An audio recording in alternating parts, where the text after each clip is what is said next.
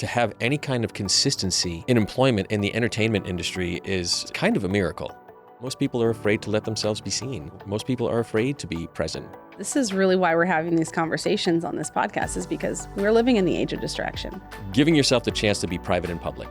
Vulnerable. Yeah, and it can be a really scary thing to do, and it takes a lot of bravery and it takes a lot of courage. Be yourself in the room and to connect with everybody as a human. When everything around us is engineered to divide our attention, how do you become present enough to leave people feeling seen and be the one they remember? Welcome to Hold the Room. I'm Cara Truitt, speaker, event host, and community builder. Together, we'll explore what it takes to build real influence in the age of distraction. If you're stepping into bigger rooms, welcome in. Today, my guest, Brian Lafontaine, is a keynote speaker, speaking coach, and professional actor with more than 30 years of experience in film, television, theater, and voiceover. His credits include Ozark, Stranger Things, Outer Banks, and Homeland, as well as many more. Brian has built his entire career around one non-negotiable truth, that the most powerful performers are never the most polished. They are, in fact, the most present. Brian? Yes.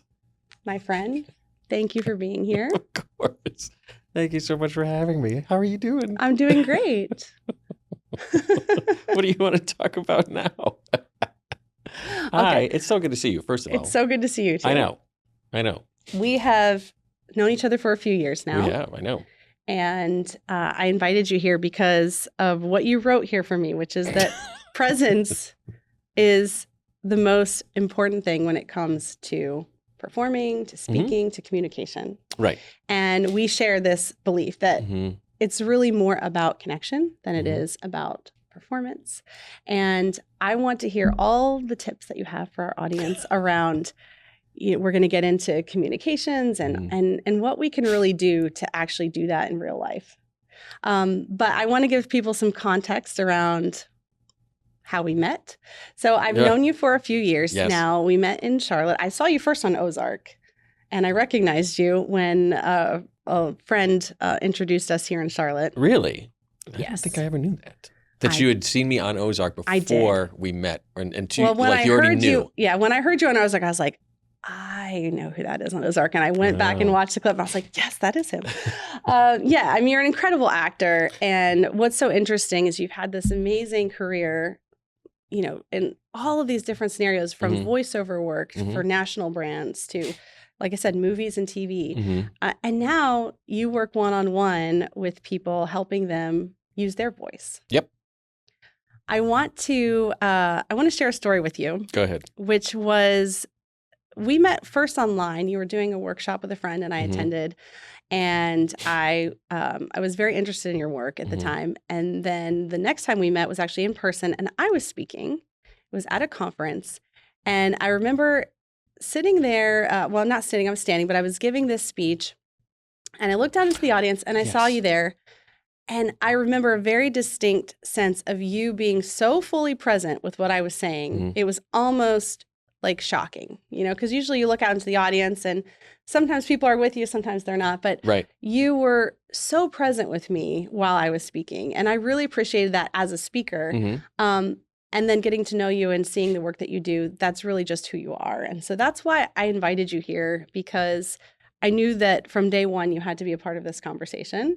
And we've had the pleasure since then of producing 2 TEDx events together. Yes. And you've told me that working with the speakers that we've worked together with, and I've seen you now coach probably close to 50 people between 2 of our TEDx events, as well as being a part of your Speakeasy community, that this work has been the thrill of your life, more so than many of the other things that you've done. Why is that?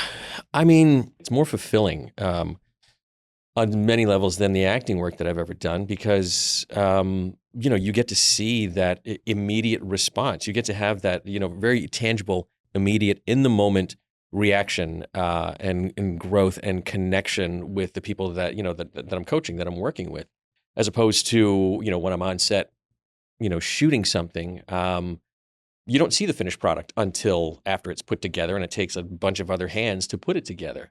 you're doing the same take over and over and over again, trying to give them different options, hoping that you're giving them what they want.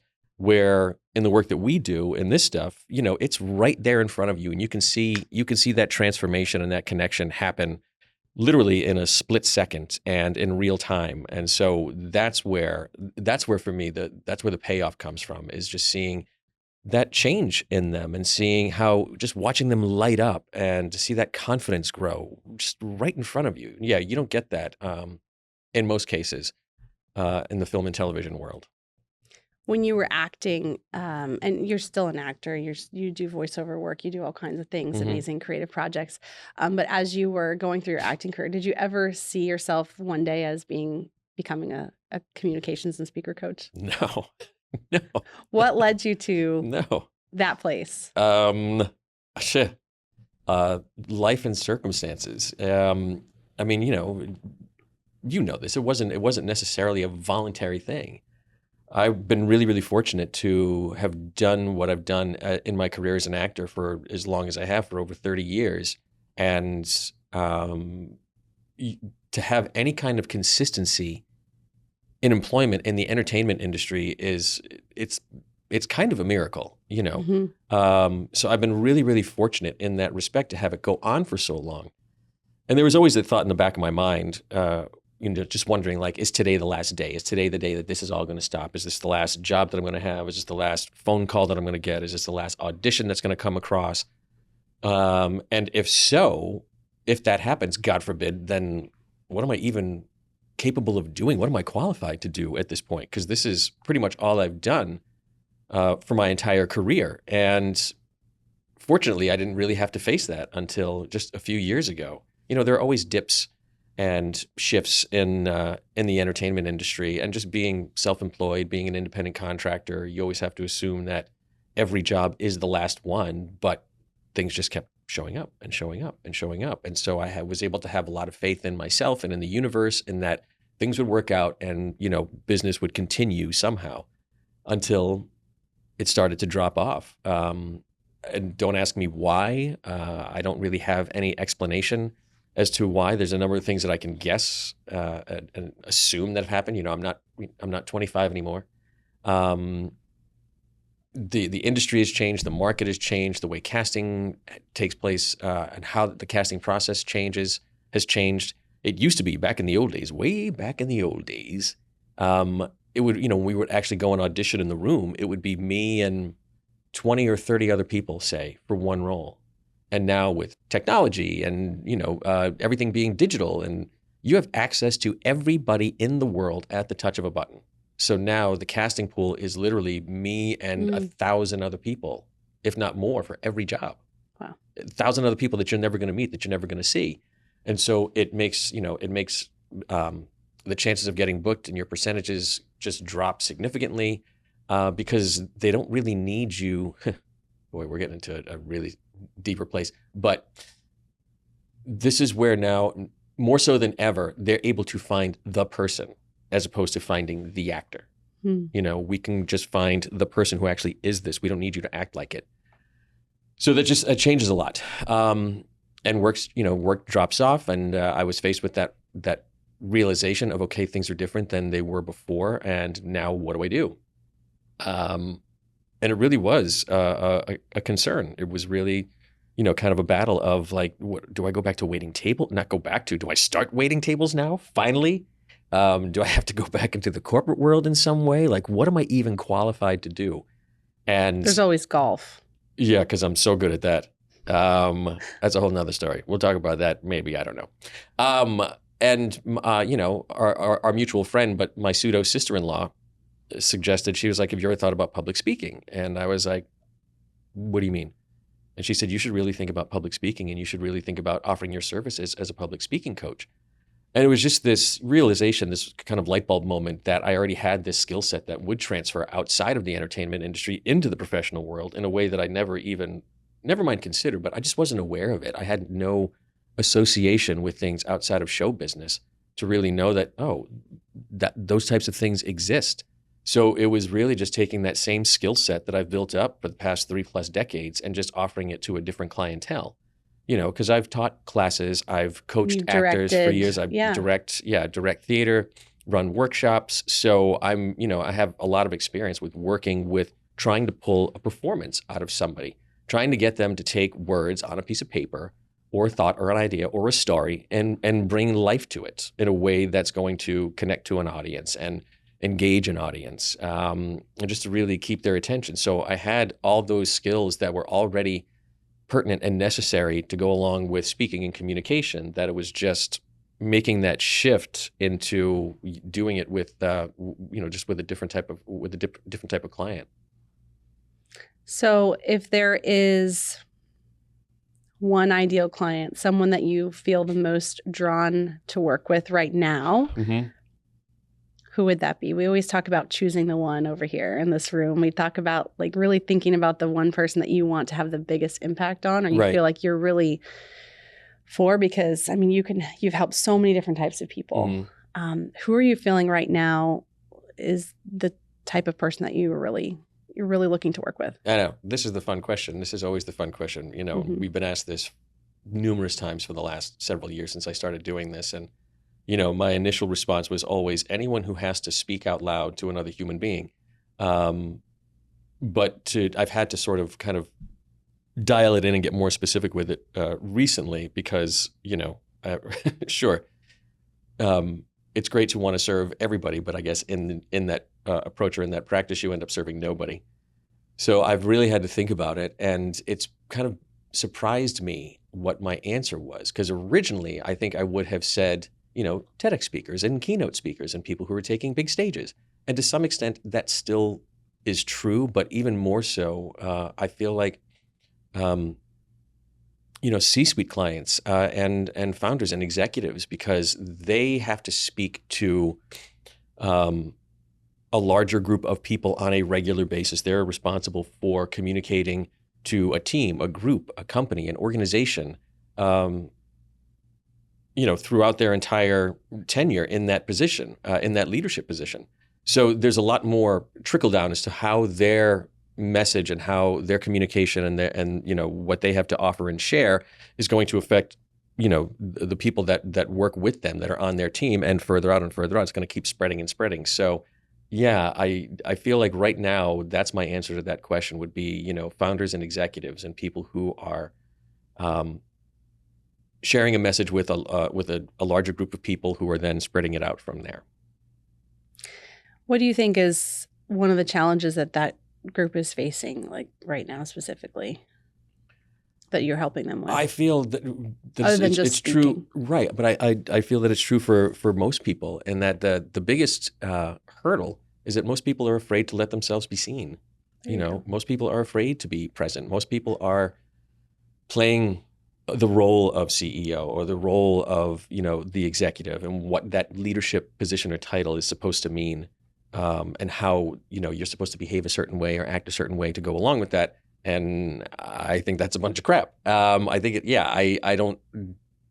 I'm kind of here to sort of blow up the model or blow up the idea that you have to be a certain way in order to be a leader, and in order to gain respect and to be seen as an authority or a professional or an expert in your field. I think it's actually far more important for you to just truly be yourself. And that's, it's so much easier said than done. And it was one of the things that we always struggled with in the acting classes. And when I was, working as an actor, was just truly being present, and not worrying about being perfect or giving the performance that I've configured in my head of this is the way that this needs to be delivered, and this is the way that this needs to sound, as opposed to truly just being present with the other people in the scenes or on stage or with the audience, so that we can just have this, truly genuine shared experience that's alive and real in the moment, as opposed to, stilted and stiff and manufactured. I would agree. Do you find it easier to be present when you're in character or when you're working as yourself? Like when you're acting, do you find it easier to be present in character, or when you are able to break character and just be you, and then you're speaking on stage? In which scenario do you find it easier to be present? It's a combination of both. We can sit here and I can try and dispel the myth of character. That's one of the things that I have come to the conclusion to, and for all my actor friends or whoever's watching this out there who goes, no, character is real. Yeah. I get what you're saying, but it's not that you truly, you don't become another person when you're on stage or when you're on set shooting something. Anything that an actor creates ultimately comes from them. It comes from a place within them. It's another part of who they are, whether it's a part of them that they normally show on a day-to-day basis is a different story. The most drastic way that I can sort of explain this, or the example to use, is that I have to assume that you've never killed anybody before in your life. Correct. You lie. No. I can tell that. No. Right. You haven't, but you are capable of it. As you sit here right now, you are physically capable of taking the life of another human being. It does exist within you. It exists within all of us. So it's trying to think about, what if this was me? What if I was in this position? What would it be like? What would it feel like? What would I be thinking? What would it take for me to get to that point? So it still comes from you. You're not thinking about, how would Charles Manson, Right. kill somebody? You have to put yourself in that right. spot. You have no idea what the hell's going on in Charlie's head. He could be, thinking about cartoons and loving every minute of it or whatever. You have to sort of create it for yourself. We were always taught that if you can't identify with what the character is going through, you're never going to be able to play it. So it always comes from you. When you ask about presence in character, presence on stage, as opposed to presence one-on-one, they kind of go hand in hand. It's just what you're allowing your audience to see, what you're sharing with them, and on what level it is. We tend to share most of our experiences and our thoughts and whatever on a very surfacey level, and it's being willing to go down and go below the surface and go even further below the surface and even further below the surface, to really letting them see you. So when you ask about being present on stage and being present in real life, they are all kind of one and the same, and they're all connected and related. I find myself using a lot of the same sort of techniques and practices when I'm in conversations with people at times, because our brains drift to other places and we go to, what do I have to do right now? Did I leave the coffee pot on? Yes. Yeah. Did I pick up all the kids' birthday presents? And it's easy to just fall out of being present in the moment with someone. And there are things that I will do to kind of lock myself back in and be like, okay, let's just be here right now. Yep. Instead of worrying about how many messages are going off on your phone as you're sitting here. So it really is. I think they both kind of go hand in hand. Okay. So now that you're on this topic, because this is really why we're having these conversations on this podcast, is because we're living in the age of distraction. Everyone is struggling with the million notifications and the internal dialogue and, the to-do list in their head. So, I know I have techniques that I use. I'd love to hear if you can share one. What's something that someone is listening and said, yeah, that's me. I have a really hard time focusing in being present because I'm very distractible, or I'm just feeling the pull. What's something that you do in the moment to bring yourself back to presence? One thing is just the mindfulness practice of just realizing, oh, I'm not here right now. And that's just a lot of self-awareness. And one of the things that I will do to get myself back to it is that, sometimes you really just kind of got to dial into the person and just go, I'm blocking out everything else. Yes. And whether that means I have to start repeating back what I just heard them say, to acknowledge it in some way. What's your daughter's name? Autumn. Like before we started, you told me, Autumn just turned 5. And if I was trying to get back in, I would do something like, oh my gosh, I didn't know that Autumn, was 5 years old yet. Finding a way to take that piece of information and go, you got it? Great. You heard what she said? Yeah. Repeat it back in some way to acknowledge in response what you had actually just said to me. That's one approach. Another is a fun little improv technique where you have to listen for the very last letter that the person says in their sentence. Okay. Very last letter in the sentence. E. Right. Okay, got it. Yeah. So That's great. because you have no idea when I'm going to finish the sentence, when I'm going to finish speaking. this monologue could go on for the next hour. I could be like, I love the sound of my own voice, Cara, and I'm not going to stop talking until I'm tired of me. So what should I do now? W. Right. So that That's a forced great you to trick. sit there Yeah. and listen Yeah. to everything that I was saying, because you're I like, love okay, that. where's it going to go? Where's it going to go? Mm. Yeah. Because it actually goes hand in hand with an improv exercise called last letter, first letter, where you get the two participants or two actors, Okay. whatever, in the exercise, where the last letter of the last sentence that I say needs to be the first letter of how you respond to me. Okay, I'm already like, this is harder. Yeah, it is, because okay, so the last letter. Yep. So if the last letter was W, Mm-hmm. then I would need to say, when did you discover that trick? Right, or anything Okay. that starts Anything with W. that starts with W. Wow, whoa, wait a yeah. minute. Okay, got it. Well, I don't agree with that. There's a zillion different ways to do it. There's no right or wrong. Listening for the letters is Yeah, and it's not about necessarily coming up with a clever response or a clever answer. It's just helping you stay locked in, because then you have Yeah. yeah. I mean, I think distraction is our default. So we have to give ourselves something to do. We have to choose. That's why I talk about presence as a choice. And the way I think about it is, especially when I'm speaking on stage, is that I can communicate with the whole room. I can talk to a lot of people at once, but I can only connect with one at a time. Sure. So I have to choose the one person or place to give my full attention to. And that's one of the tricks that you're doing. So I just say to myself, choose the one. And it's sort of an affirmation to bring me back to the one person that's in front of me that I'm speaking with. But I love hearing the improv tricks, because it really does. Our brain will just go wherever it goes, and then you have to give it something to focus on. Yeah. Okay, so let me think about this question. I shared with you earlier that, you made me feel seen when I was speaking. And you've touched on something that I don't want to pass over, because we talk a lot about making other people feel seen. But what you said earlier was that you need to let them see you. Yeah. Which brings me really to this phrase, speak easy. Okay. Because you have a program, a community, a cohort, a whole brand called Speak Easy. And I love this phrase because obviously, you have it kind of at this cool speakeasy type of location. And I don't know if that's where the name came from, but when I think of it, I really think of it in terms of how can I speak easy and how can I speak comfortably and how can I speak to people, whether I'm on stage in front of 1,000 people or just one-on-one, how can I speak to people as if I'm one-on-one and just like we're speaking right here. Right. So, you said it already, but I just wanted to not for that to be lost, because I think that we do get into situations and high stakes moments where we want to make them feel seen, but we still could hold back and not let them see us. Sure. I mean, it's really easy to turn the tables on someone. I was actually having this conversation with a client of mine last week, and kind of related it to dating.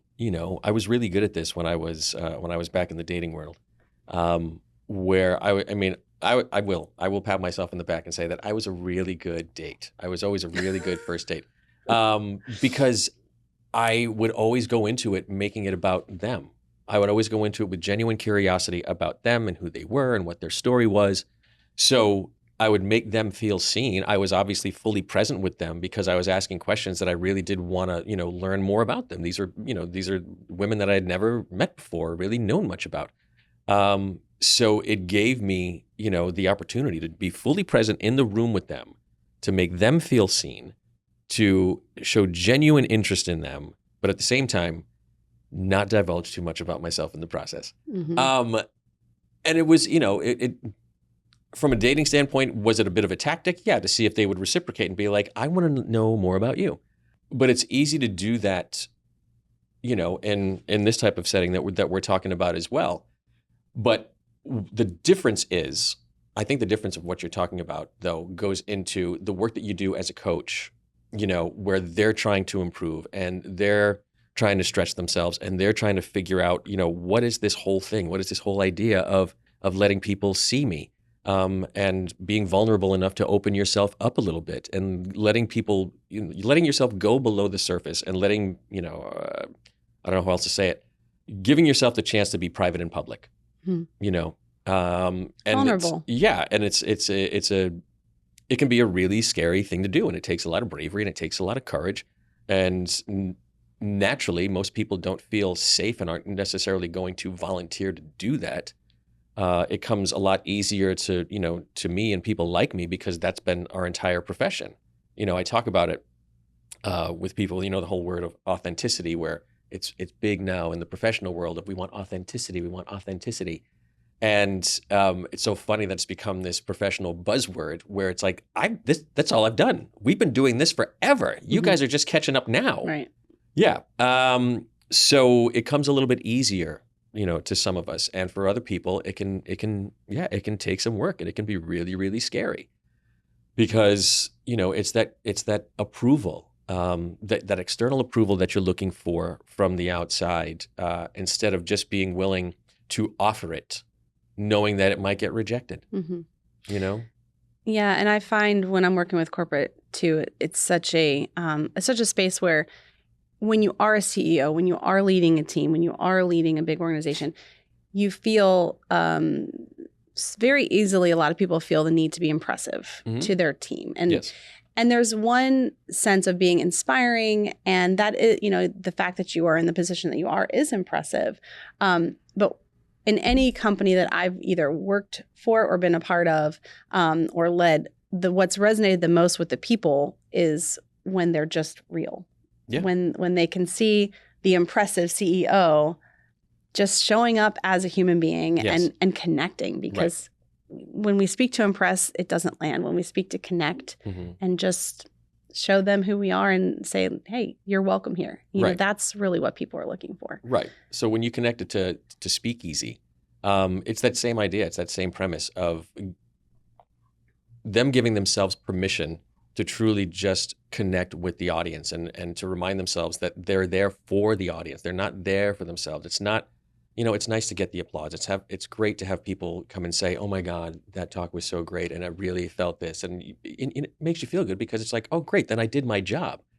But that's not the driving force, or it shouldn't be the driving force of why you show up. It should be for them. You're delivering this for their benefit, for them to gain something from it, to make their life, to make their job, to make their day a little bit easier, and to help them, to feel that they're not alone in whatever situation it is that you've got the answer for.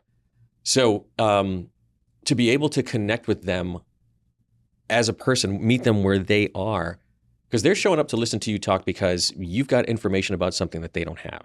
There's a gap that they haven't been able to fill on their own. They don't know where to find the answer, and they're hoping that you give it to them, or just help them with it in some way. And the only way and that alone takes a lot of vulnerability, to walk into a room and sit there and say, hey, I need this information because I haven't been able to overcome whatever obstacle or hurdle to get me to that next place that I need to go. And I'm hoping that you can help me with that.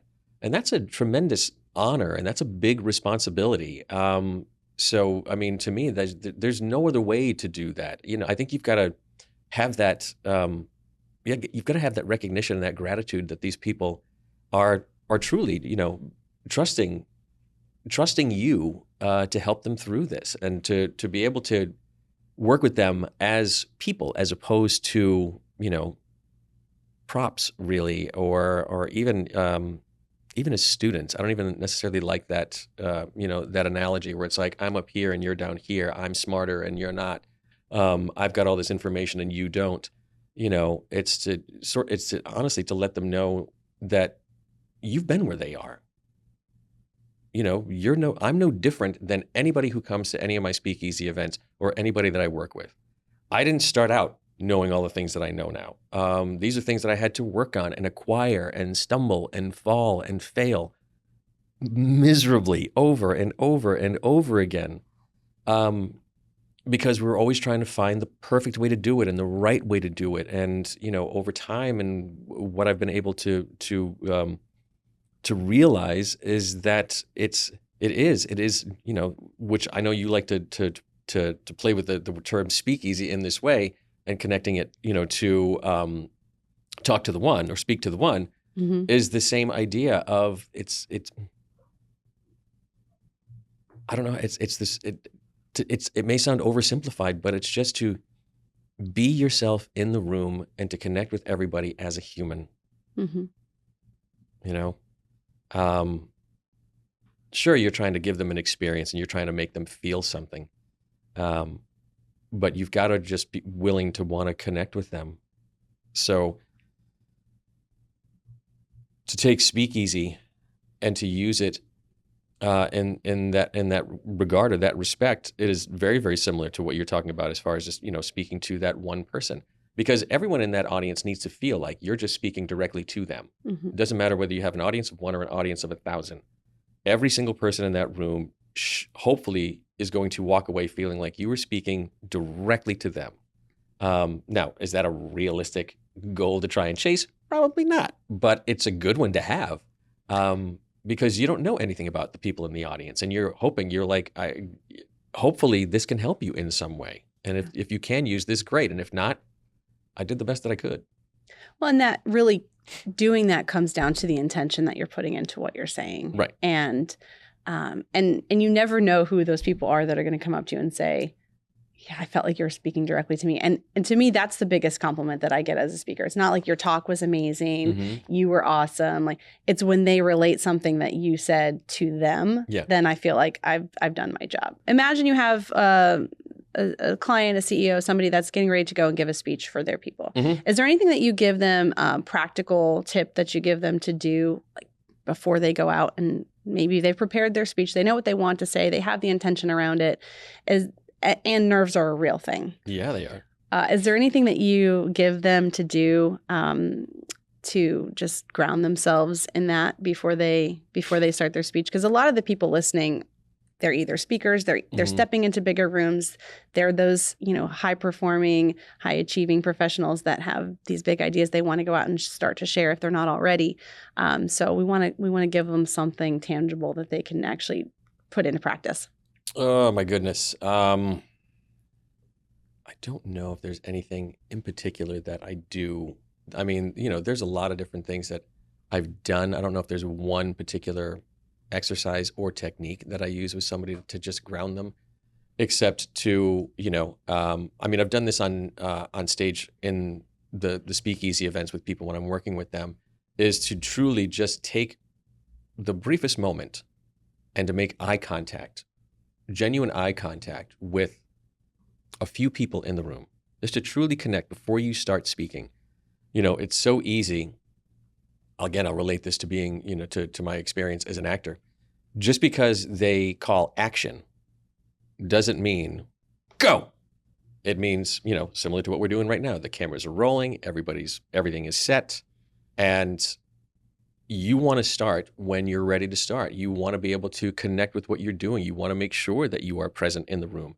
So if that means if you and I are in a scene together and I just need to take a beat to really, make eye contact with you and really just see you before I deliver that first line, if that's going to help me block everything else out so that I can just be here and have this moment with you, then that's what I'm going to do. And it's similar, I feel, when you step on stage. This is what I've done with people that I've worked with, is I've actually had them just stand there and truly just look at everybody in the room. And to just feel that connection, to see that connection with them, to know that they're with you, you're with them, and, you can start speaking anytime that you want, that they're there with you. It's not this separate thing. I know, when you're on stage or you're in front of the room, you feel like you're this, separate entity from the audience, and you really want to sort of tear down that wall. So that's one way to go about it. Another thing that I do is along those same lines is, and this is the example that I've used before, is that, when I'm doing a play, when I'm doing theater, we never get to see the audience until the curtain rises or the lights come up. We're backstage and we're in the dressing rooms, and we don't see the audience come in. We hear them through the speakers. You hear, there's people here, but you don't actually get that experience until you get out there. With what we do as speakers, you don't have that safety net in most places. You see the audience come in, and it begins to get real, and you're like, oh my gosh, here they come. Oh my God, here they go. Oh, wow, this is really happening. People are actually showing up, and it can be a little nerve-wracking. And one thing that I encourage people to do is to stop and take a moment, and to really, as they're filing in, as they're coming in, to see to look at them and to remind yourself that these people need your help. Mm-hmm. These people need my help right now. And when I remind myself of that, then that helps take down a lot of the nerves of having to be perfect. Because if you think about any other instance in life where someone says, I need your help, can you help me? You don't stop and think, am I doing this right? Am I saying the right things? Am I helping you the wrong if way? you know the answer, you just help. And even if you don't know the answer, you want to help. Right. I want to help find the answer. Right. So yeah, those are some of the things that we do. I mean, there's certainly grounding exercises and breathing exercises that you can do to try and help you stay present in the room and to, bring your heartbeat down a few hundred beats per minute. Well, I love the eye contact exercise and also just this idea that reminding ourselves that silence is part of the program. Mm-hmm. I think that's the thing that so many speakers struggle the most with is actually allowing any beat of silence and feeling like they have to fill every single moment. Right. But when we don't give enough space for people to process what we're saying, they don't process what we're saying. And then in turn, they lose the connection. Yeah. And that begins from the moment that, the curtain calls, right? Right. So right. No, there's a tremendous responsibility, as you know, that we put on ourselves to feel like I've got to fill every moment with sound, or I've got to fill every moment with something. And sometimes you do. You need to fill it with nothing. Sometimes the most powerful moments have no sound whatsoever. Once again, we'll connect it to my life as an actor. I mean, when the movies first started, what kind of movies were they? They were silent. Silent. Yeah. And they were still very entertaining and still very captivating.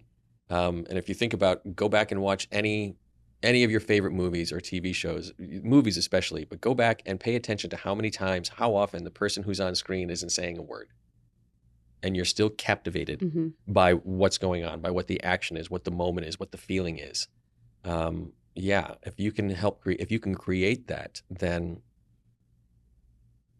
words aren't necessarily the most important thing. Yeah.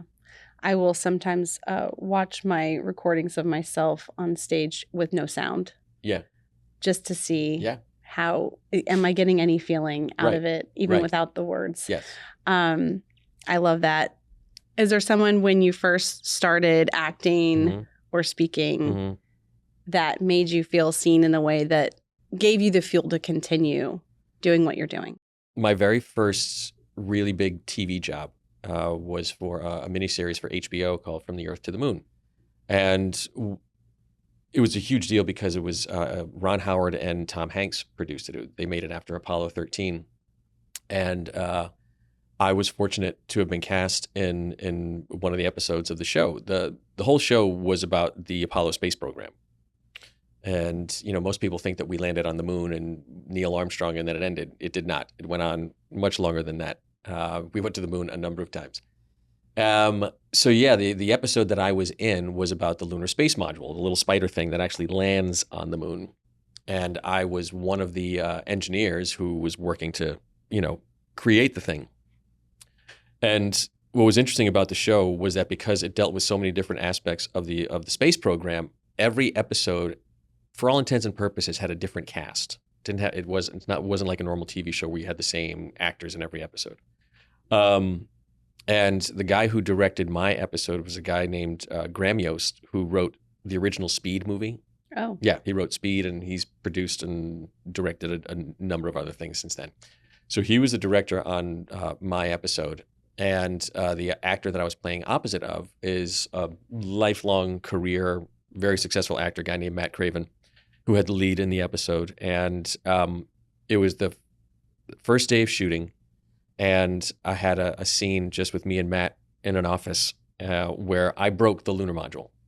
I broke the LEM. So they've been doing a bunch of tests in the story and whatever, and the thing breaks and it finds out that it was my numbers that made it break. And I had to come clean and bring it to their attention that it was my fault. And so it was this very, kind of emotional, serious scene. And they shot my close-ups first. So for those of you who aren't familiar with how the magic of film and TV works, just like this, the camera's on me and the other actors are behind the camera off screen, doing the rest of the dialogue. And we did one take in my close-up, And when they said cut, Matt was sitting and Graham was over his shoulder, and they just turned and looked at each other. And they were like, this guy is great. They said, this guy is great. They were actually talking. They're like, oh my God, we've wasted him on this smaller role. We should have used him for something much bigger. That was amazing. And my head just went, it was one of the greatest feelings that I had as an actor. And it was, very early on, because it was that affirmation that you're doing what you're supposed to be doing. This is where you belong. This isn't a fluke. You got this because of what you can bring to the material, because what you can do to help tell the story. It's not just, you said all the right words in the right order. You actually brought something to it that is going to only make the story better. So yeah, I mean, that was a big one. That was a big one. I left there going, okay, this is what I'm supposed to be doing. This is where I'm supposed to be. I earned my spot here in this show, just like everybody else, and I have just as much right to be here as anybody. No matter how famous or not famous you are. Well, for what it's worth, as I was beginning my production journey and you were there alongside me, you did something similar for me at one point. And, in your amazing career of directing and producing and, acting. And there were many, many moments, small moments, where you affirmed that, that what we were doing was something you wanted to be a part of, which meant a lot to me. And also, made me feel seen as a speaker and as a producer as well. So thank you for being my friend and for being such an awesome colleague to work with. And as we wrap up here, as you know, we could continue talking all day. I know. I would love for you just to leave one thing with the person who is listening, who maybe like us earlier on in our journeys where, we weren't sure if our voice mattered. And, if speaking and going on stage or just sharing more in the room where we work, if it mattered. There's a lot of people listening today that are thinking that, does my voice matter? And, what would you say to them? Give them something that helped you to decide that it did and to keep going. Well, I'm going to just pull from what I say in basically every talk or every workshop that I do, is that everyone has a story, and everyone's story is worth hearing. And I really do. You've heard me say it before. I absolutely believe that. Everyone's experience is unique to them, to just them. Have we all had similar experiences? Sure. A lot of people are moms. A lot of people have given birth and raised children, but yours is unique to you, and your perspective is always going to be unique to you through your eyes, through your lens of how you experience. So that alone makes it special. That alone makes it worthwhile. While it's relatable, it's not theirs, it's yours. And people process information and receive and experience information in a different way. So if your particular experience can help one person or connect with one person or change something in one person or make one person feel something, then that's all that matters. That's the name of the game. Everybody has something to offer. Everyone has something to offer. I don't care who you are. I don't care what you've done. I don't care how good or bad you are. Everybody has something to offer that can help or benefit a person, a community, the world in some way.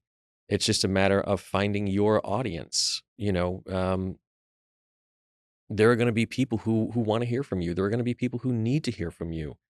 And you have to just trust that, one, you do have something to offer, and also be open to understanding that what you have to offer may not be suitable for everybody. And that's okay.